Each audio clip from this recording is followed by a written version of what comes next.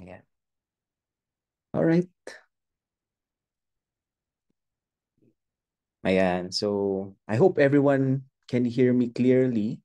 Okay lang po ba ang audio? Ayan. Yes po. So, thank you so much. So, welcome, no? Medyo pressured ako kasi I am the first speaker no for this ating program, no? Yung ating training and workshop. So, I really have to set yung ating entrepreneurship mindset kasi I believe all of us here who are attending sa ating training and workshop today wants to become an entrepreneur or aims to become an entrepreneur, no? Taking advantage yung ating mga technology and hoping we can sell them or put them out in the market. So ito ang aking topic, no? So again, I welcome everyone. Thank you for attending, no? So, wait. Up. Ayan. So my topic for today is all about entrepreneurial mindsetting. So the things that I will be discussing today are things na ginagawa naman natin as entrepreneurs because I do believe all of us are inherent entrepreneurs. Sometimes we just have to bring out this entrepreneurial characteristic para ma-take advantage din natin. Okay? So let us first answer this question. What is entrepreneurship? Ayan, wait lang. Okay. Ayan, so ano nga ba ang entrepreneurship? By definition po, okay? Entrepreneurship, ayan, is the act of creating, organizing, and running a business. Taking on financial risks in hope for profit. Diba? Now, we have three acts here. First is to create the product or service. Second is to organize the factors of production, all resources that we need to put up a business. And it does not stop there. Tingnan natin yung third, running a business. Because we expect that once we put up a business, it would be for the long run, pag matagalan. Okay? So again, this is the act of creating, organizing, and running a business. And take note, uh, sometimes diba, we romanticize yung business na all businesses can be successful in the future. But we have to take note that there would be always risks. Diba? And once na yung risk na yun is something we overcome, we hope for profit in the future. Okay? Now, entrepreneurs are innovators. They identify opportunities, they create solutions. Okay, let me highlight these three items here. We are innovators. Okay, we provide something new. We create something new in the market. And these innovations, we can now provide solutions. Okay, economic solutions from problems. And sometimes itong sinasabi nating problems na nakikita natin in the market, these are opportunities. Okay? Problems can be opportunities. And again, we will provide economic solutions. Okay? Yeah. All right. Now, ito yung first question na I would like you to reflect on. No, bilang tayo mga entrepreneurs, no? Or gusto maging entrepreneurs. The first question na dapat tinatanong natin sa sarili natin is, what problem in our community could be solved with an innovative business idea? And this is one mindset na dapat meron tayo as entrepreneurs. We must be able to identify problems in our community. And after identifying those problems, we must provide business ideas. And these business ideas are our solutions to that problem. Diba? Or in a way, we are already problem solvers. Diba? Tama ba? Ang entrepreneurs are somewhat problem solvers. Okay. Now, an entrepreneur have various characteristics. No? And I believe all of us is may mga characteristics na ito. We just need to bring them out. First characteristic of an entrepreneur is risk taker. Tulad nung nabanggit ko earlier, ang business po is a risk. And I do believe it's still a risk. But then again, if you want to take advantage of the opportunity, we must take risks. Kaya ang isang ang isang characteristic ng isang good entrepreneur is dapat risk taker. Aside from that, you should have a vision. That's why entrepreneurs are visionary. No? When they provide economic solutions through their business ideas, they do not only think of what can they solve now, but they also think what they can solve in the future. That's why they are visionaries. Also, entrepreneurs are creative. Diba? That's why entrepreneurs must be innovative, creating new solutions for new problems. Especially today, ang dami na pong mga bagong problem that we encounter, di ba, sa market. So, sabi nga nila, di ba, modern problems needs modern solutions. That's why we need to be creative at all times. And adaptable. Ayan. Sometimes in a business, may mga nangyayari na hindi natin inaasahan. Di ba? Isang example nito, 4 years ago, di ba, during the pandemic, who who thought na mangyayari ang pandemic noong 2020? Yet for entrepreneurs, you must be able to adapt. And ito yung nakakatawa in the Philippines, uh, in my dissertation, yung millennials, di ba? Quest towards marketing sustainability. Doon ako napabilib kasi one findings na nakita ko, during the pandemic, hindi maganda yung ating environment for businesses. Diba? Sabi nila madaming naluluging businesses nung pandemic. But what I have found is, nung nag-pandemic, mas marami pa po ang nagtayo ng businesses. Mas marami pa po ang nag-register ng businesses at mas marami ang naging entrepreneurs. And I believe Filipinos are very good no, sa pagiging adaptable. No? They could easily change or easily adapt on what is happening no, sa kapaligiran. Ayan. And last but not the least, in relation sa adaptable, entrepreneurs must be resilient. Even if the market is, sabihin na natin, somewhat pangit, di ba, we still push through at gusto nating ituloy ang ating negosyo. Ayan. So those are the 5 good characteristics of being an entrepreneur. Now, my question to you have to reflect again. No? Do you have what it takes to become an entrepreneur? Sometimes yung mga characteristics na binanggit ko kanina, nasa loob pa natin yan. And we have to train them. We have to bring them out para tayo ay maging tunay na entrepreneur in the future. Okay? Ayan. Alright. Okay. On this part, let's try to compare an entrepreneur versus an employee. Okay? Disclaimer lang po, hindi ko po sinasabi na masaya or masama ang pagiging employee lang.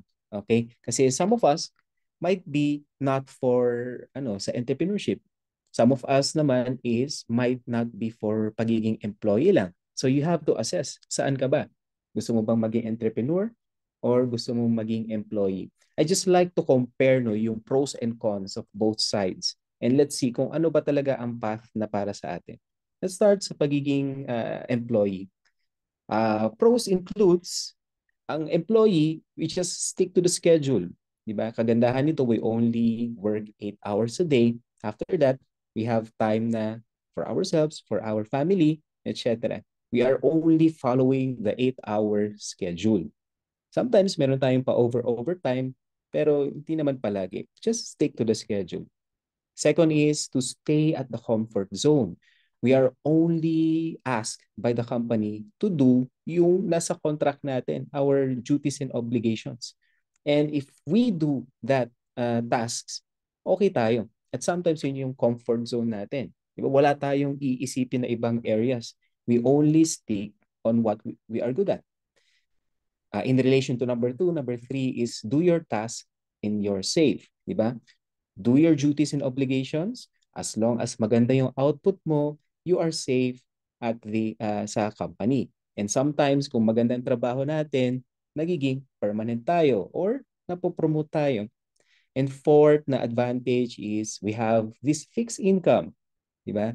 Regardless if the company is doing good or not, sasahod at sasahod tayo. Diba? And ang kagandahan in the Philippines, tumasahod tayo kinsenas. Every 15 days, fix yung ating income. But there are downsides din sa pagiging employee. Yung isa is you are working for someone else. Tama ba? Trabaho ka ng trabaho, sino bang magbe-benefit? In relation to number two, you are building your boss' dream. Siyempre, yung boss mo ang magbe-benefit in the amount of work that you put into your job. Third, in some companies, I'm not saying all, but in some companies, you have to climb the corporate ladder, no? You have to work, and work to be promoted and to expect a higher income. And ito, for some, again, I'm not saying for all, but for some, medyo ang pagiging employee is nagiging monotonous, repetitive. They only work 5 days or 6 days a week just to have time for themselves or their family during the weekend. At nagiging paulit at paulit yung cycle. Di ba, some employees are experiencing yung burnout. Di ba? Kasi paulit-ulit ang ginagawa, sometimes hindi pa napopromote, sometimes maliit yung nagiging sahod. At yung weekend, sometimes then yung weekend na supposedly for their time for themselves or their family is ginagamit na lang nila na pahinga. And uulitin na naman yung cycle. Okay? Ayan. How about sa entrepreneur? Again, entrepreneur, hindi yan palaging pros. Meron rin yung cons. Pero let's start with the pros. Okay. Number one pro, of course, is you are your own boss. Ikaw ang sarili mong amo. Therefore, you are building your own dreams. Ayan, napakaganda, no? Second is, you have your own working hours.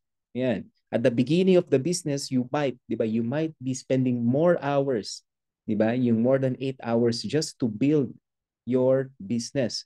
But in time that your business is already established, you have now the capacity to hire the right people for the right job, di ba? Ang gagawin mo na lang is to supervise. Sometimes kahit padalaw-dalaw ka na lang sa business mo, di ba? You have now your own working hours. Third is in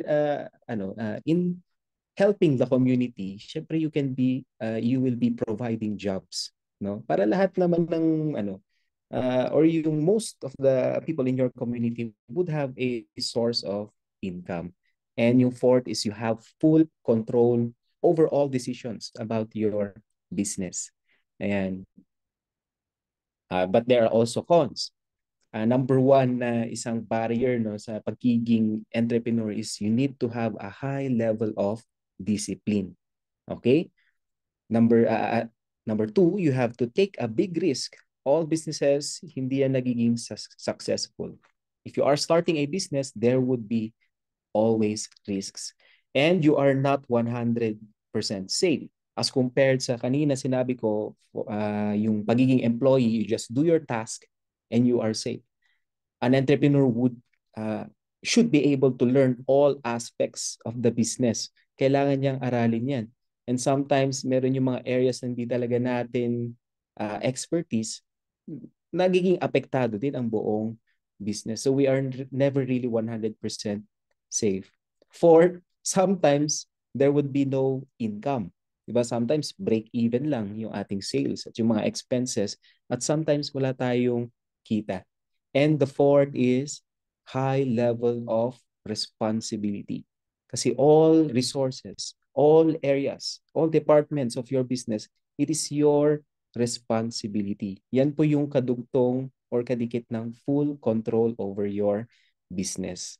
Now, if you will try to compare yung pros and cons of being an employee at being an entrepreneur, ano ba sa tingin nyo ang mas gusto nyo? Ayan, you have to reflect na ano bang mas gusto nyo? Judging by the pros and cons that I have discussed, parang mas maganda na lang maging employee, no? Ang hirap pala maging entrepreneur. Tama po ba? Do you agree? Ayan. I-chat nyo lang sa mag-chat lang kayo if you agree, yes or no. Parang mas okay pala maging employee na lang as compared sa pagiging entrepreneur. Ang pagiging entrepreneur, napakadaming cons, napaka-risky. Okay? But I'll tell you one advantage of being an entrepreneur na hindi ko in-include dito.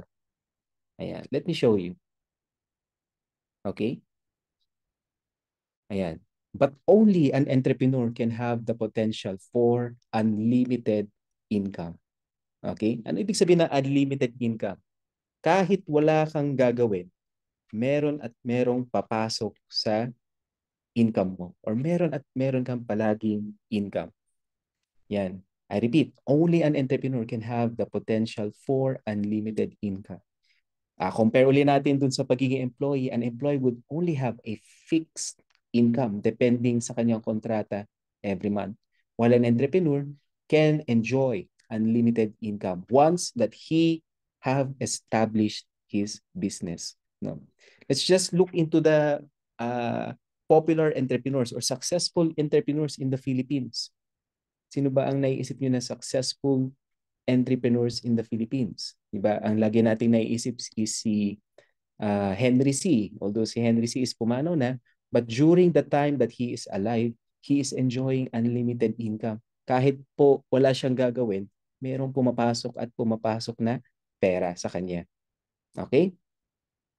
Ayan. And hopefully, for those of us here na really want to pursue entrepreneurship, sana no, we hope for that we experience unlimited income.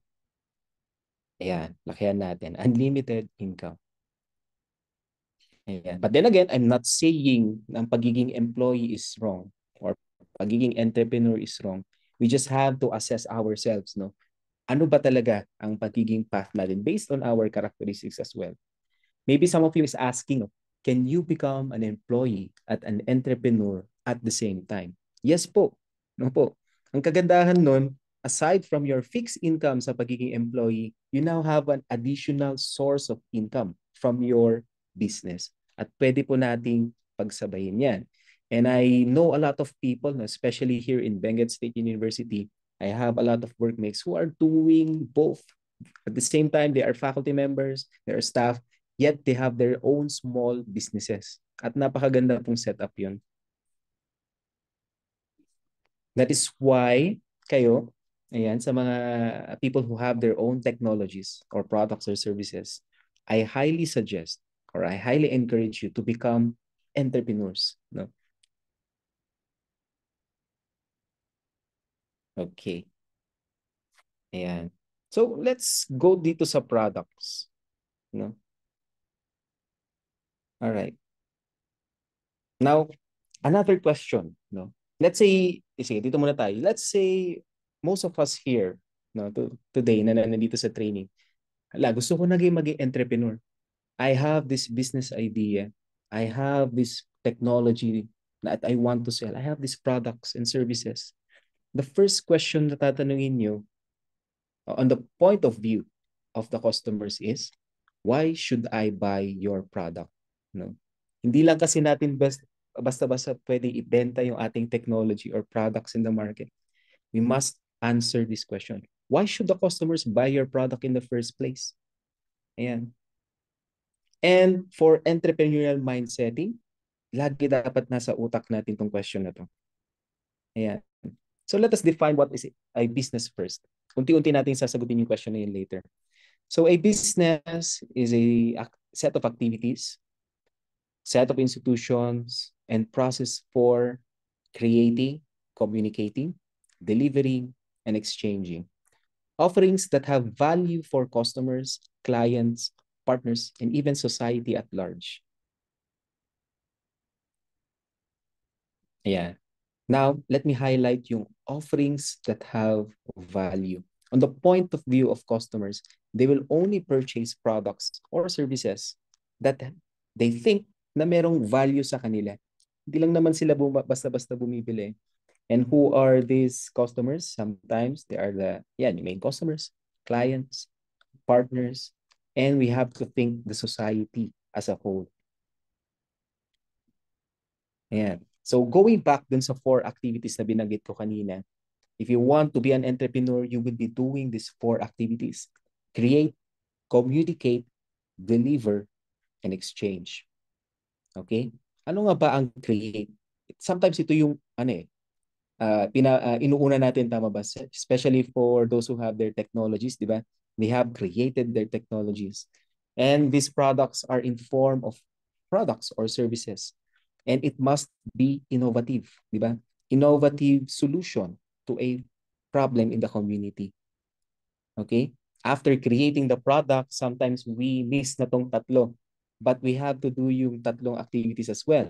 After creating that innovative product, we must communicate the product to the market. And when we say communicating the product, we need to inform the customers that our product or our services exists. Very important po ang pag-communicate ng produkto. Especially now in the market that there are many products, many services that can solve the same problem. Tama po ba? They have the same solutions. But we need to communicate that our product or our technology or our services is better as compared to other alternatives. Communicating is very important po. Sometimes nakakalimutan ng mga Filipino entrepreneurs to, but communicate or marketing, ayan, is very important. After communicating the product, we need to deliver, making the product or services accessible or available to customers. Paano ba natin ipaparating ang ating produkto to the customers, di ba?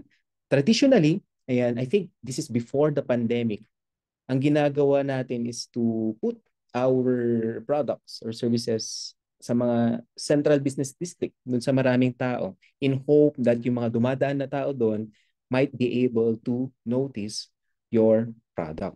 Diba? Usually, yung mga patok dito, palengke, or even malls, or yung mga matataong lugar. But at the time of the pandemic, naging uso na po ang online deliveries. Diba? We deliver the product straight to your doors. Ayan, that is one strategy to deliver the product, to make your products accessible to your customers. Especially now na very uso ang online shopping, no? That's why yung mga nagtatanong sa akin na mga entrepreneurs, lagi kong sinasuggest that you mag-open po kayo ng mga online shops, online stores. Even lang yung pagsimpleng pag-post sa Facebook, di ba? Facebook Market can make your product accessible to the customers already. And after that, delivering, there is the activity of exchange. Dahil our products and services, hindi po yan libre. Tama po ba? Siyempre, we are expecting profit. Yan. So, exchange is exchanging the product for profit. Our strategy here is to make the product as much as possible na affordable. At the same time, there would be room for us to have profit. Even yung exchange po is we need to strategize. And I believe you have your training na, I am just assuming, no, baka you have already your training po in product costing and product pricing. Very important po yan sa pagiging entrepreneur. Okay. Ayan. So, again, going back sa sinabi ko kanina, products or offerings must have value. And we have two types of offerings, products and services. So products are generally tangible items. This is something that we can physically hold, we can physically see, no? Ayan. So we have food products. Ayan. For example lang po, food products. Ayan. Ayan, agriculture. Okay. Even yung mga fashion na apparel natin are tangible products, or even yung mga processed food or food products na nakikita natin sa grocery. So these are all considered as products, even food products. Ayan. So services naman are intangible items. We sell yung skills, we sell yung expertise, and sometimes we sell our time. For example, repair services. Ayan. Okay, yung mga nasa salon natin na very popular no sa Philippines. I'm not sure if you agree. There was this saying, or it might be a joke. In the Philippines daw, ang isang type of business na hindi malulugi forever is yung parlor. Yan, yung mga parlor shops natin. Dahil even in times of trouble or sakuna, ang Pilipino po is may time pa rin magpaganda, sabi nga nila. Sometimes I do believe, no, it's part of us, it's part of being, Filipino being resilient na kaya nating i-overcome everything. Another is yung mga delivery services. Ayan. Even po yung mga sharing their time and expertise, such as yung mga online teachers or teaching. Ayan. Or yung one of the popular industries natin in the Philippines, yung BPO. Ayan. So those are services. And again, we must offer these products and services with value. This is something that I would like to emphasize no sa entrepreneurial mindset. We must think of ways no on how to add value to our products. Napaka-importante po 'yan. We do not just sell and sell and sell no. We must add values to our product, a reason for our customers to buy our product over all alternatives that is available out there. Ayan. Yan, no? From the simple strawberry, we can convert them into other products. Yan. That can solve different problems. No? For example, ngayon po, even here in Baguio City and La Trinidad is napakainit. No? I'm sure in your regions din po is napakainit. Kaya very uso po dito yung mga shakes, ice creams, mga palamig, anything uh, that could ano lang naman, i-maintain yung ating body temperature kasi sobrang init po. So from the strawberry, we can convert the problem ng init to shakes and ice creams. Ayan. Uh, Examples dito, other problems naman when it comes to prolonging the shelf life, maybe we could process it into jams, etc. etc. Ito yung mga strawberries, chocolates, pies, ayan. Even sometimes, hindi na food, no? Meron dito yung na-encounter namin na strawberry soap, strawberry shampoo, ayan. So, adding value to the product. Okay. Again, another question no, na pwede nating i-reflect. No? What value can you give to your customers? No? What value can you give to your customers? Okay? But before we answer this question, we must know our customers. Sino nga ba ang mga customers niyo? Who are your customers? Okay? Ayan. Who are your customers? Some of you might be ano, some of you might be thinking ng aking produkto po is pwede po sa lahat, no? Yan ang isang thinking or mentality that we need to change, no? Bilang isang entrepreneur. Remember, there is no such product that is suitable for all customers. Kaya we need to identify sino nga ba talaga ang ating exact customers. Yan, no? Meron nga ba? Yun yung question din eh. Meron nga bang produkto na pwede sa lahat ng tao? Meron nga bang produkto na pwede sa lahat ng tao? Dati, one of my students said, Sir, ang tubig po kailangan lahat ng tao. Now remember, ang tubig, yung drinking water, is being modified then to cater to different needs of different people. That's why, di ba, meron tayong purified water, meron tayong distilled water, meron tayong alkaline water. Kasi even water, ang regular lang na drinking water cannot be for all customers. We need to add value, even yung water, no, to cater to the different needs, the different problems of different customers. Ayan. So ulitin ko po, there is no such product that is suitable for all customers. That is why we need to know who is our customer segment. When you say customer segment, this is only a group of people among all people na bibili at they will find value dun sa ating product. Now, dito sa ating customer segment, I will try to discuss no four ways on how to segment your customers to identify sino ba talaga ang ating customers. So we have geographic, demographic, psychographic, and behavioral. Now let's start with geographic. Simple lang po ang geographic. We divide the customer based on their geographic location. So we take into consideration factors such as the climate, the culture, the language, and even the local preferences. Because I believe na different regions, dito pa lang sa atin, no, different regions have different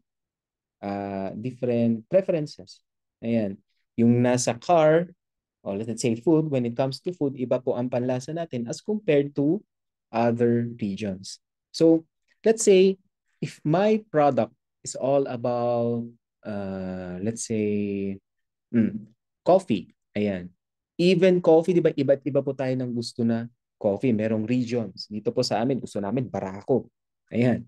Maybe for lower lands, they want yung mga coffee na infused with sugar or yung medyo sweet. Ayan. So even preferences sa coffee, magkakaiba po tayo depending on the location. How about for, ayan, demographic?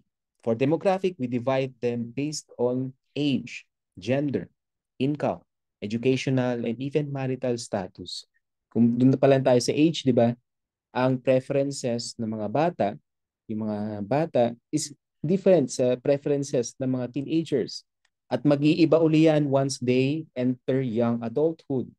At mag-iiba uli yan once they enter yung adulthood until dun sa pagiging seniors. Nag-iiba-iba po ang preferences.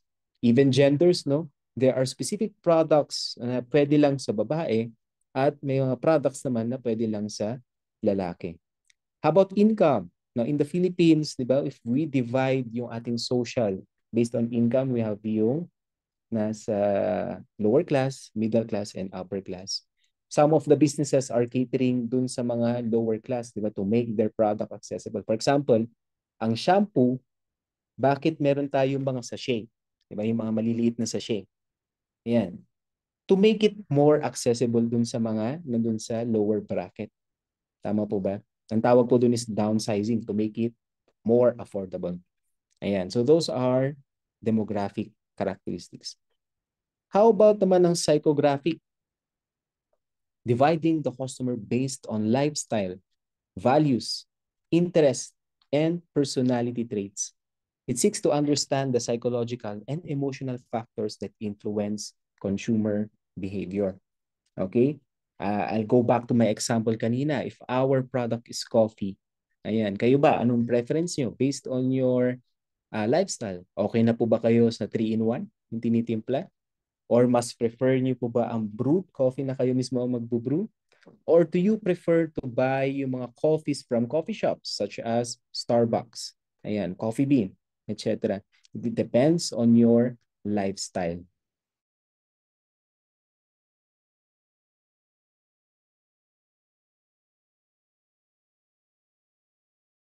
It's based on their behavioral, their response, no, on or dividing the customer based on their behavior and how they interact with the product or service. For example, usage frequency.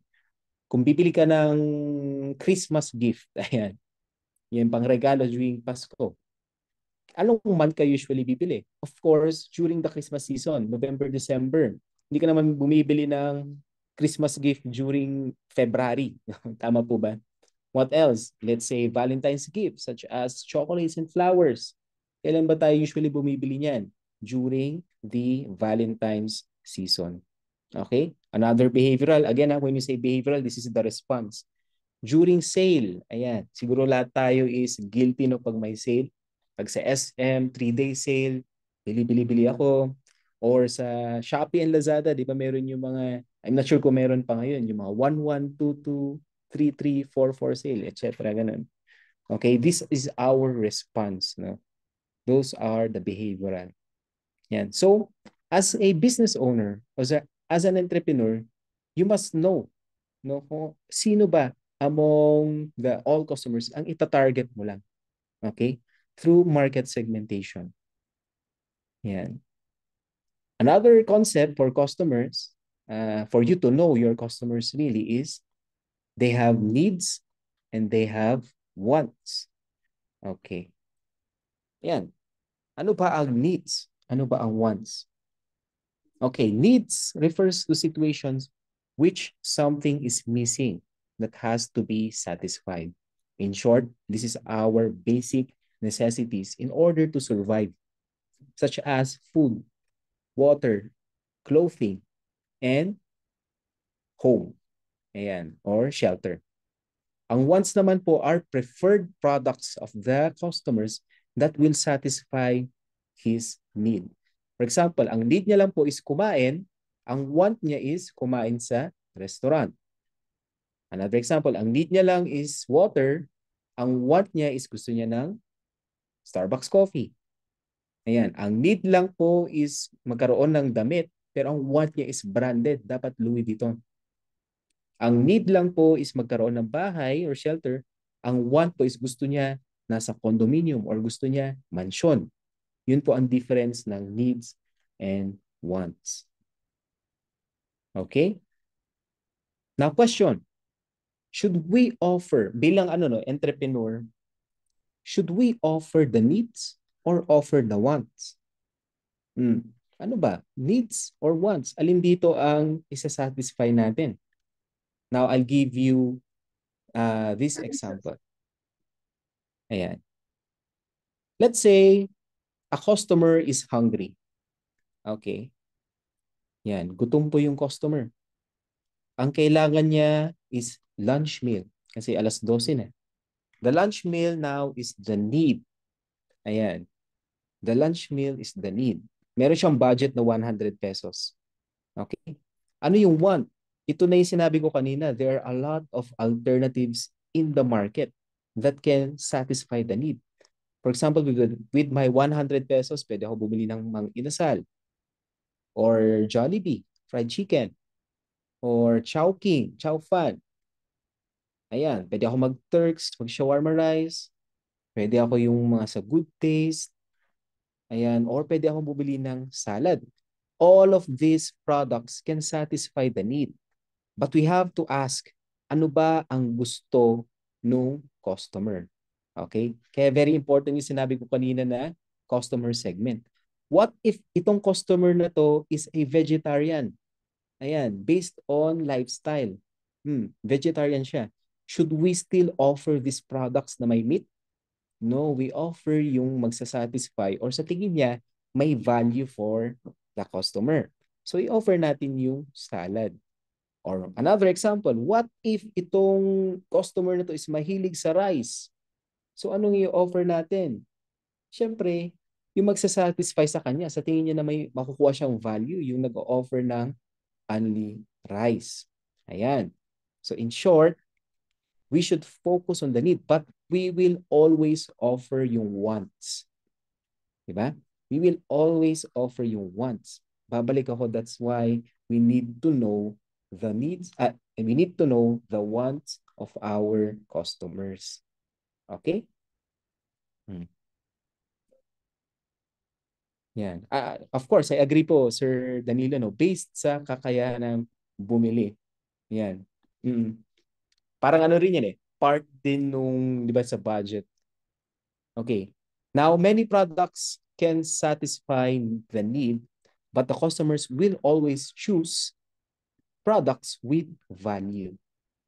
So, our goal again, part of entrepreneurial mindset is we must continuously think of ways on how to add value to our products. Okay.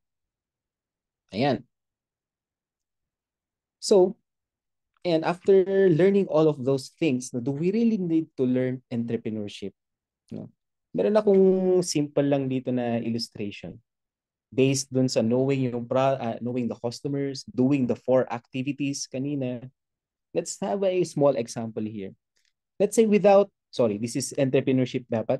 Without entrepreneurship, let's say meron akong 1 kilo ng strawberries. Ang 1 kilo ng strawberries, for example lang po, is 250 pesos.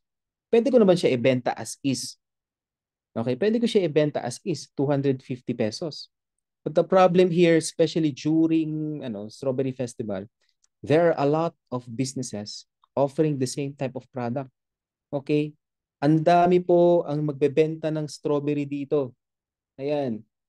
Ito ako, may competitor ako, may competitor na naman, may competitor na naman offering the same product. Sa customer, ang question niya, kanino ba ako bibili? 'Di ba? Kanino ba ako bibili?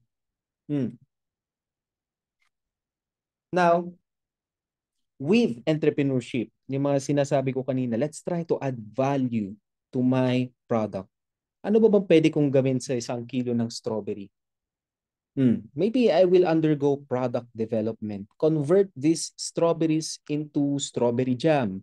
Ayan, with my own recipe, with my own technology. Baka naglagay ako ng mga other ingredients to make it more valuable. No, hindi na lang siya basta strawberry jam. With my 1 kilo of strawberry, nakapaggawa ako ng 5 bottles of strawberry jam. With innovation, of course. Ito na yung tinatawag natin the process to create. Ayan, nag-add po ako ng value. After create, ano yung gagawin ko? Ayan, with entrepreneurship, yung 5 bottles of strawberry jam ko, I need to communicate it para malaman ng mga customers na my product is existing. I need to advertise. Kagandahan ngayon, ang online advertising is essentially free, accessible to all entrepreneurs.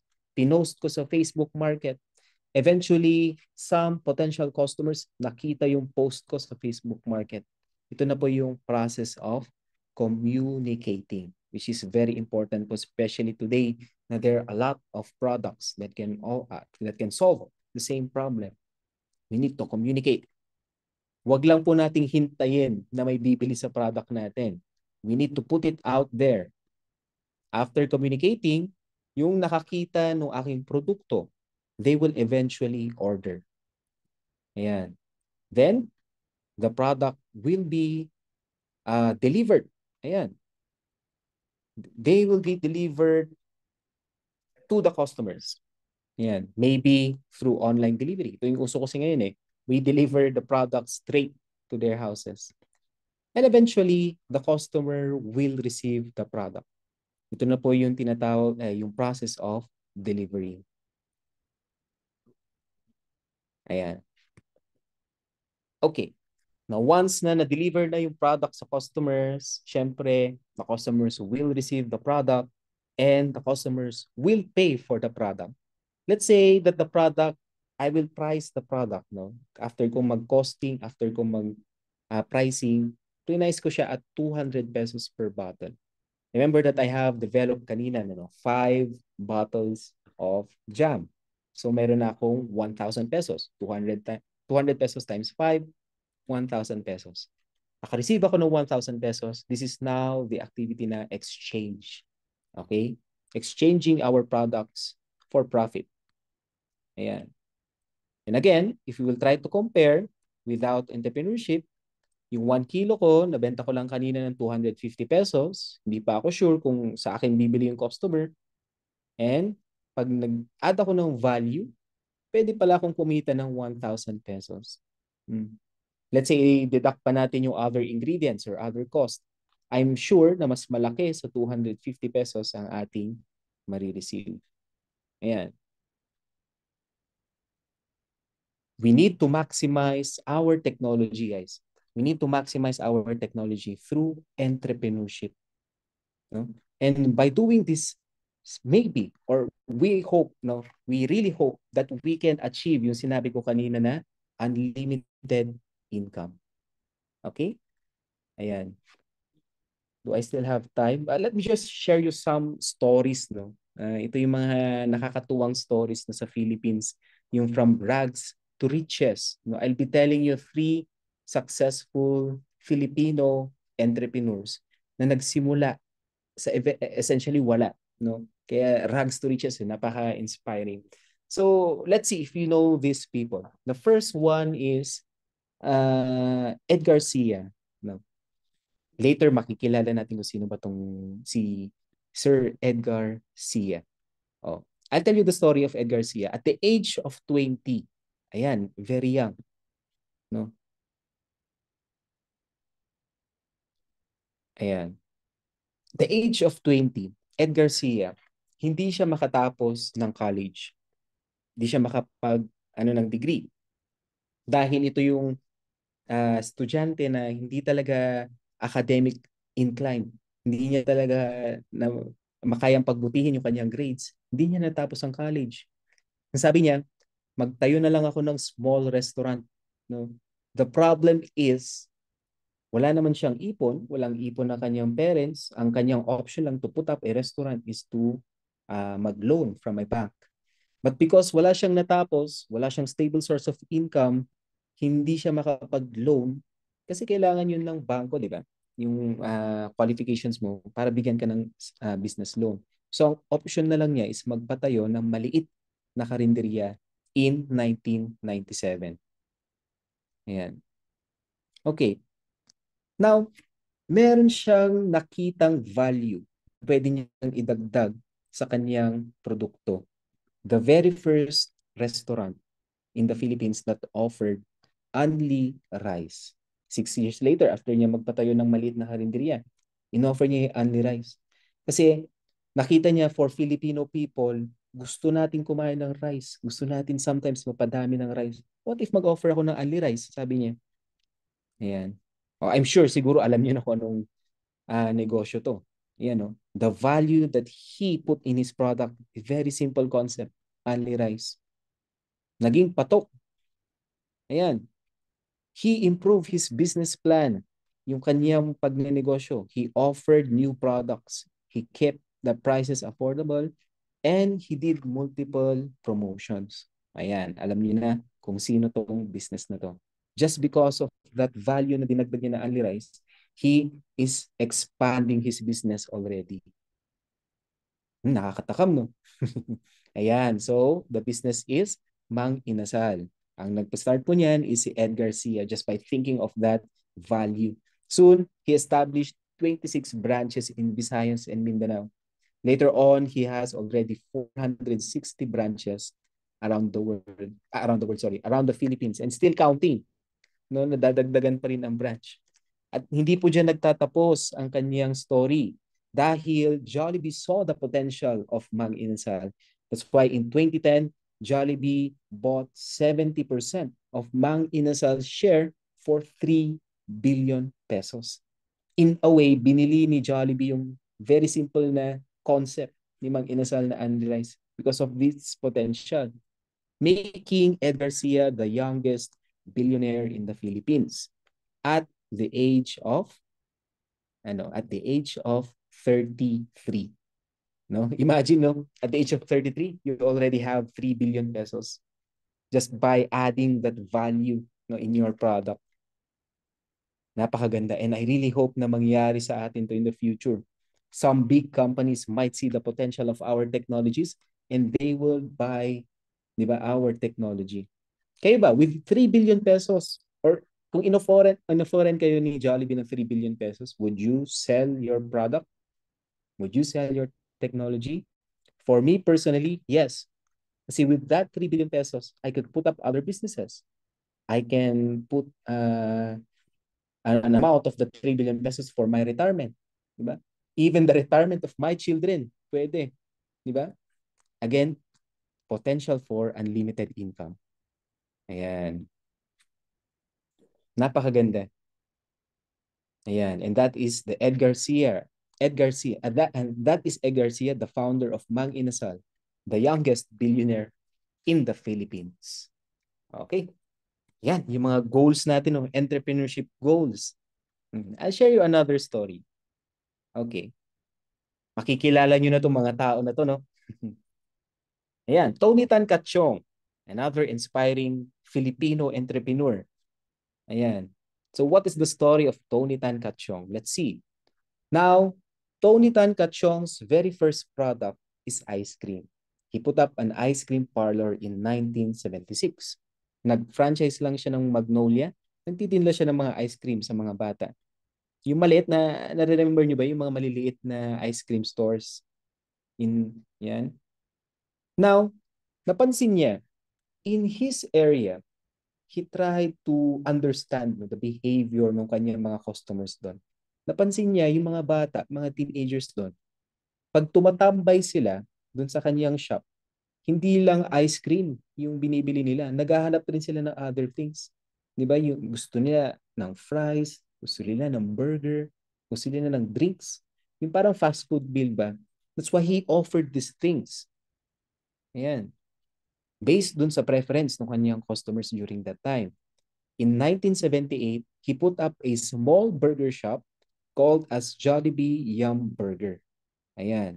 Until nagkaroon siya ng 7 burger outlets. no? Ito yung mga sinaunang fast food. Okay. Then eventually, he improved his business plan. He focused on product development, offer many items in his menu. He focused on customer service. He made the prices affordable.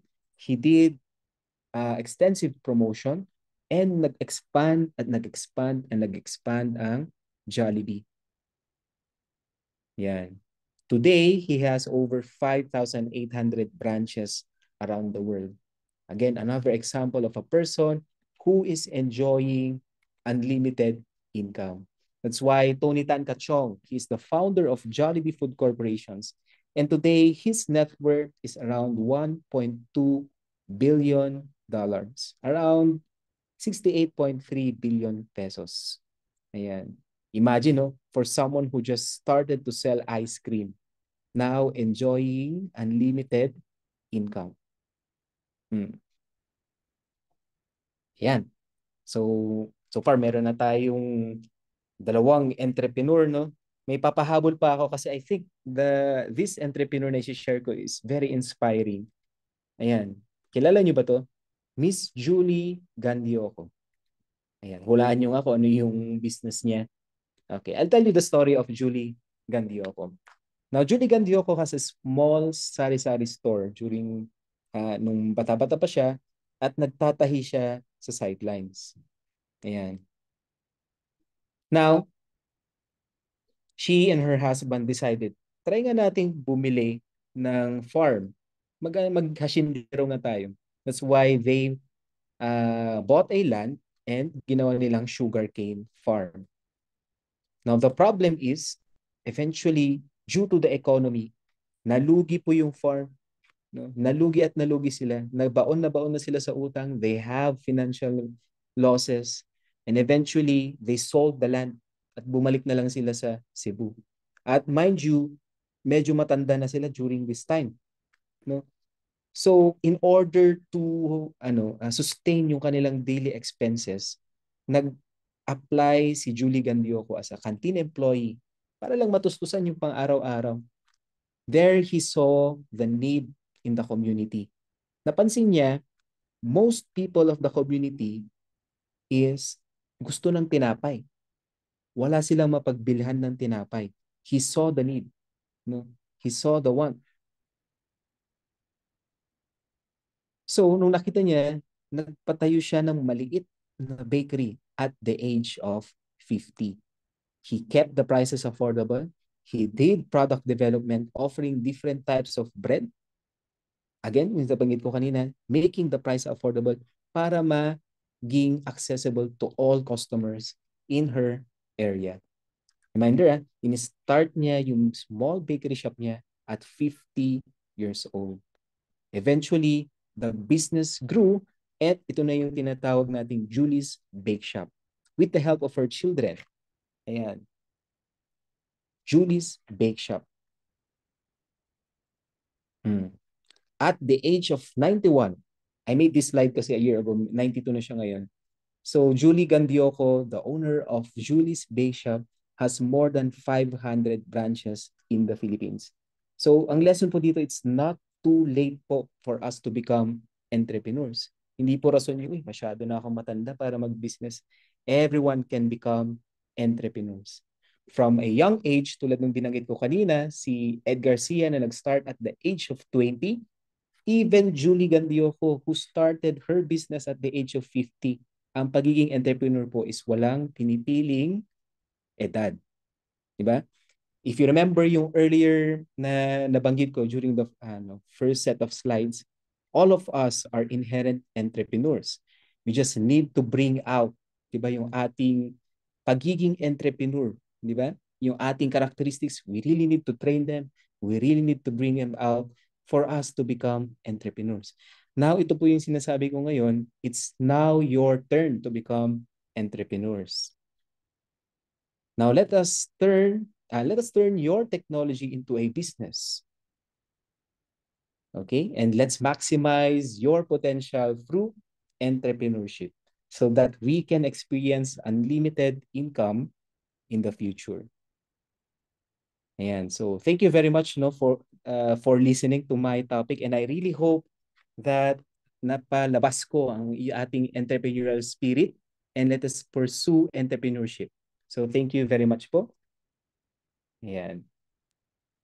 Ayan, maraming salamat po, Dr. Barnuevo. What an interesting talk. Very informative, entertaining, sobrang engaging po. And I'm sure that our participants appreciated that. Marami pong nagsasagot sa chat box talaga. May update nga po from Sir Yebron. Sia is now also establishing Hotel Yes po. 101 around the Opo. world. Ayan, Mm. very cool. I love the examples din po shown. Yes po. Ayan. And I think it's easy to see na talagang may common thread din po na all of these entrepreneurs saw a need.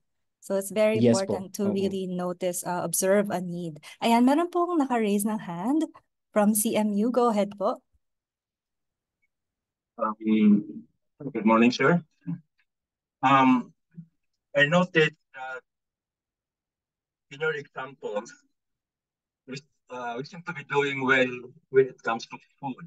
In the US, we know it's more of IT, like Microsoft, Apple, etc. But here, your example, it seems like it's more on food. And I noticed that most of the entrepreneurs who succeeded have Chinese sounding last names. Can you explain that? Why is that the case in the Philippines? Well, starting sa first po, sir, that's why the examples are na ginather ko is from food. That's for now, because of we are still considered as a third world country. I believe that food is the most accessible, for Filipino entrepreneurs to pursue. Lalo na if we really do not have enough capital, but we still are I believe that we are still innovative and creative when it comes to food. And in the Philippines, kaya pansin nyo, di ba, ang dami yung mga food spots na pwede nating puntahan. Recently pa lang, di ba, yung nagiging popular na si Diwata Pares, na unti-unti siya nagiging successful, started sa food because of our setup na mas accessible talaga ang food when it comes to entrepreneurs. But that does not stop din no yung mga other entrepreneurs na who want to venture in technology. Meron rin naman tayong mga nagiging successful no. Even yung integrating of technology in agriculture, we do have entrepreneurs na nag-start na yan. But for ito kasing talk ko, I really started muna sa food kasi I believe that everyone can start with food, no? Para maging business owners. At yung ano na po yung second question niyo, sir? Sorry. Tama po ba yun yung when it comes to technology? Chinese sounding names. Yes, Chinese names. Now, yung naging example ko, sir, is nagkataon lang na Chinese names. But during that time kasi, syempre nung mga earlies nun, especially with Tony Tan Katchong, nung time niya, yung young siya, Chinese families ang talagang nag-i-integrate ng pagkaroon ng business sa kanilang family na tinuturo talaga nila sa anak nila. That's why if you notice yung mga successful entrepreneurs natin today, 'di ba may mga Chinese families because they started young, no? During the 70s, 80s, that time, most of the business families are Chinese. That is what I would like to integrate with our society now. Not only Chinese but all Filipino na integrate natin sa ating mga children ang pagiging entrepreneur. Let's teach them how to put up their own business. Let's teach them how to become entrepreneurs. And eventually when they grow up, they would now be, di ba, yung mga biggest names. Nagkataon lang talaga during that time nila Tony Tan Katchong, is sila talaga ang nagtuturo ng entrepreneurship sa mga anak-anak at sila yung naging successful now. 20 years, 30 years from now, if we start then teaching our children to become entrepreneurs, maybe yung mga names nila ang magiging successful entrepreneurs in the future. Yan. Thank you, sir. Thank you so much. We're also welcoming questions from the other participants. Ayan, Sir Yabron is asking, other Southeast Asian countries have very diverse products, especially in food. What do you think the Philippines lacks and what can the university offer to help address this problem? Or at least compete with them? Yeah, very good question, sir. Actually, we have pumunta kami sa Hong Kong last year with the help of a university there. And what I saw is they have a high support, when it comes to product development and entrepreneurship enhancement. So even universities and the government is helping yung mga local entrepreneurs, when it comes to food, product development, and even marketing. I believe for us, we might be able to adapt yung kanilang best practices. Kasi for now, there is still a gap between universities and between and from local entrepreneurs. Ito rin yung nagiging advocacy namin here in Benguet State University is we reach out to entrepreneurs to help them. And I believe ito yung konting kulang natin is the collaboration between entrepreneurs and university. Kasi in universities, we have the researches, tama ba? We have developed the technologies. We have these concepts. But medyo kulang tayo sa pag-transfer sa mga entrepreneurs. Tama po ba? And I believe if we try to establish yung technology transfer dun sa entrepreneurs, is magiging, we might be able to compete with these other countries. And I do believe our path is towards dyan, yung pagkakaroon ng collaboration between us and entrepreneurs. Yan eh. I believe that we really need to help them, magtulungan tayo. We have this, I'm not sure if in your universities, other universities is, for us kasi, medyo aminado ako, kulang po yung part na yun, on how to transfer itong mga researches and translate them into entrepreneurship. Translate them into products that local entrepreneurs could sell. Ayun po. Kaya nga napakaganda po itong program. I think yung talagang end goal natin is towards technology commercialization. Kaya napakaganda po. And once we reach that goal is, I believe that we can compete now with other countries. And po, thank you, sir. Very true po. Buti na lang po meron mga ganitong ways, avenues, we're all here so that we can pursue that goal. It's so true po na support is so important. At yung gap po, we need to address that gap. But let me just, I have a question din po. Doon po sa medyo mas Yes, ma'am. personal level naman po. It's since entrepreneurs must take risks, ano po kaya yung pwedeng gawin ng isang individual to develop their risk-taking habits at saka po yung having a vision. So sa individual level po kaya ano po yung pwedeng magawa to develop that? Ayan, good question, ma'am. Ito po yung kasi, when it comes to risk-taking, akala kasi natin is we just take the risk, But there are ways to minimize those risks. One way is to never stop learning. Kailangan po nating matuto palagi. If you want to pursue a business, aralin natin how to run those business. Aralin natin yung market. Yan, mag-aral. Kasi risks is always there. But one thing we can control is we can minimize those risks through continuous learning. Aralin muna po natin. I'll give you an example. In Baguio City, ang dami pong risk takers dito. In Baguio City, marami pong coffee shops. Ayan, nagiging patok po ang coffee shops. Some of the entrepreneurs dito is, since patok ang coffee shop, magtayo na rin ako ng coffee shop without even learning paano ba magpatakbo ng coffee shop, paano ba mag-brew ng coffee, or saan ba nanggagaling ang coffee in the first place. They just want to take advantage dahil sikat ang coffee shop. Yan. Kaya ang taas po nung rate dito na nagsasara na coffee shops. Maya't maya may magbubukas, maya't maya may magsasara. I believe that we really need to invest on learning first before we invest on businesses so we can reduce yung risks. Yun po, ma'am. We need to learn and learn and learn. Very good tip po. I agree. Sobrang totoo po yan. We have to focus on what we can control. Tapos talagang aralin po talaga para I think that when we go into something, we can become less fearful if we know what to expect and we understand everything, like how the market works and so on. At very true po yung sa mga coffee shop. I agree. Minsan po, wala na silang ino-offer na bago. Minsan it's just a nice place, but the Correct, menu ma'am. is similar to other coffee shops Oh, menu. meron Ayan. nga kami yung joke dito, ma'am eh. Naging joke yan dito sa Baguio na ang mga coffee shops dito is aesthetic na lang daw. Pero yung kape, yun. Ayan po. Ay, nagpo-follow up po si Mamara. So she's asking, can we really develop that entrepreneurial mindset? Is it innate? Can it be innate? Tapos, yun, mag-grow pa siya. Yes. Ako personally po, I believe that ang pagiging entrepreneur natin is something innate. It is something that we need to enhance. Kailangan nating i-bring out.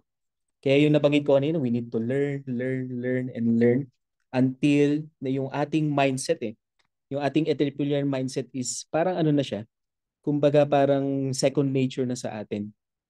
Yan. That's why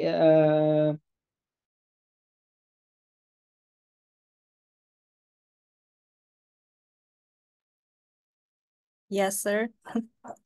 Hello? Parang nag-hang po si sir. Nawala lang po si sir. But he was saying he believes it's innate. Yes po, you're back, sir. Medyo ay nawala sorry lang po kay Apa. wala. Opo.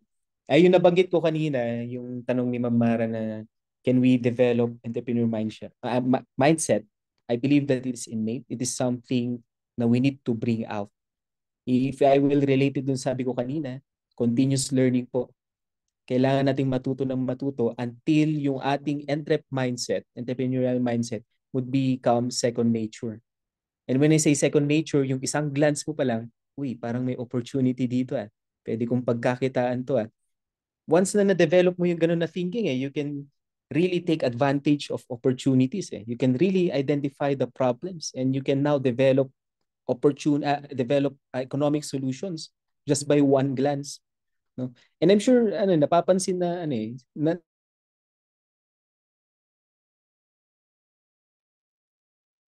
Sir, nagpe-freeze po talaga si sir, but it's very true. And it's so cool how he put that to develop it para abot na one glance you can see something. It would be good to train the eye to see more opportunities. Parang napaka-importante po talaga niyan to when you see a situation, instead of seeing negativities immediately, you see opportunities. That's something that we can train ourselves on. And we really agree din po, Sir Basan from USM. Making the university have an entrepreneurial mindset. Perhaps magkaroon naman tayo ng cascading effect when we as participants learn about these things. We can, and maybe you're also in positions of power where you can establish something and make waves for your own CMIs. Okay, so I think nawala po si sir. Hello, naputol yung Ayan, internet, okay, sorry. you're back. Yes po. Anyway, yun po, I think you were saying something more pa po?